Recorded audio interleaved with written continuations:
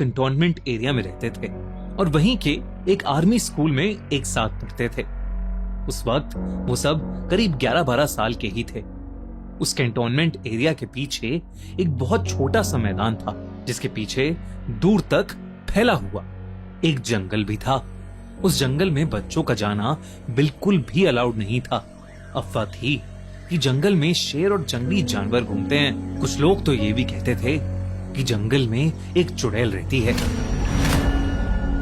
पर एक शाम तीनों अपने माँ बाप को बिना बताए शैतानी की आड़ में जंगल की तरफ चल पड़े। उन्हें शेर और जंगली जानवरों के बारे में पता था, पर हर बच्चे को लगता है कि उनके पास सुपर पावर्स होती हैं और अपनी ही धुन में वो तीनों भी जंगल की तरफ निकल पड़े। शाम से धीरे धीरे रात का अंधेरा होने लगा, पर फिर भी वो तीनों आगे बढ़ते रहे। ऋषा को अंधेरे में बचपन से ही घबराहट महसूस होती थी और इसलिए वो वापस घर चलने की बात करने लगी। वो अपने दोस्तों को मना ही रही थी कि तभी उन्हें एक शेर की दहाड़ सुनाई दी। सबके रोंगटे खड़े हो गए। ऋषा ने डरते हुए पीछे मुड़कर देखा तो वहां कोई शेर तो नहीं था, लेकिन उनके सामने एक बूढ़ी औरत खड़ी थी। अंधेरे में उसकी शक्ल अच्छे से दिख नहीं पा रही थी, पर उसके गाल पर एक जख्म का बड़ा सा निशान जरूर दिख रहा था। उसने एक काले रंग का गाउन पहना हुआ था। अपनी काली ड्रेस के साथ साथ उस औरत की आंखें बेहद डरावनी थीं और वो उन बच्चों को घूरे जा रही थी। उसने सीधे मुंह से सब बच्चों को बोला कि ये जंगल उनके लिए नहीं है और वहां बस वो औरत और उसके पालतू जानवर रहते हैं।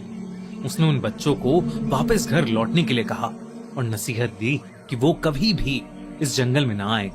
चांद के अंधेरे में खड़ी वो बूढ़ी औरत एक खूंखार चुड़ैल से कम नहीं लग रही थी। वो तीनों डरे सहमे से उस औरत की बातों को सुन ही रहे थे कि अचानक जंगल के हर कोने से जंगली जानवरों की चीखें आने लगी। ऐसा लग रहा था कि जैसे वो बूढ़ी औरत ही उन सबको कंट्रोल कर रही है। उन तीनों में से अंकित और अर्चित दोनों ही बहुत घबराने लगे, बल्कि अंकित तो डर के मारे रोने लगा। जिसके बाद उस औरत ने उन दोनों को चुप कराते हुए मुट्ठी भर टॉफी पकड़ाई। वैसे तो उन तीनों को पता था कि अजनबियों से कुछ नहीं लेना चाहिए, लेकिन उस भरे सन्नाटे में कोई भी उस डरावनी बूढ़ी औरत को इनकार नहीं कर पाया। उस बूढ़ी औरत ने अंकित और अर्चित को तो टॉफी दी, पर ऋषा को उनमें से एक भी टॉफी नहीं मिली। ऋषा ने देखा कि उस औरत के मुंह पर उसके लिए अजीब सा गुस्सा भरा था। वो सबको अपनी पैनी नजरों से देखे जा रही थी। इतने में